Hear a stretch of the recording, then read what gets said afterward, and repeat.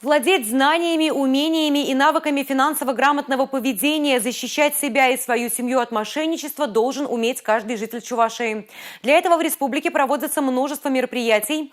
Нововведением этого года стало издание специальных буклетов по финграмотности на чувашском языке. Пилотную партию информационных материалов, разработанную отделением Банка России по Чувашии и Республиканским центром финансовой грамотности, привезли в Национальную библиотеку Чувашской республики. Первая партия информационных материалов – это листовка по финансовой безопасности на русском и чувашском языках, а также буклет, где отражены основные параметры безопасности, советы, как не попасться на уловки мошенников, как беречь свои персональные данные и основы кибербезопасности. Национальная библиотека через свои подведомственные учреждения в муниципалитетах распространит буклеты среди сельских жителей. Библиотечная сеть довольно большая, у нас 488 библиотек, и большая часть из них работает с чувашскоязычным населением.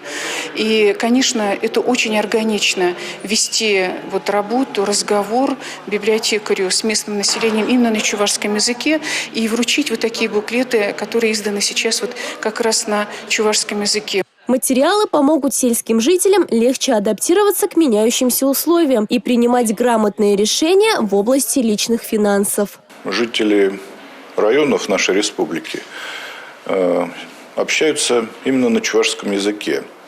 И сегодня в современных условиях все люди должны знать и понимать хотя бы базовые принципы работы финансовой системы, так как она является неотъемлемой частью повседневной жизни. Новые буклеты на родном чувашском языке работники библиотеки уже успели обсудить в режиме ВКС со своими коллегами из населенных пунктов. Также библиотекарей пригласили принять участие в фестивале финансовой грамотности «Дружи с финансами». Он пройдет уже на следующей неделе. Мы будем говорить о защите от финансового мошенничества, о составлении личного финансового плана. Мы будем говорить о том, как рассказывать детям и подросткам о финансовой грамотности. И такие вещи будут нами рассмотрены с муниципальными библиотеками. Приоритетная наша аудитория.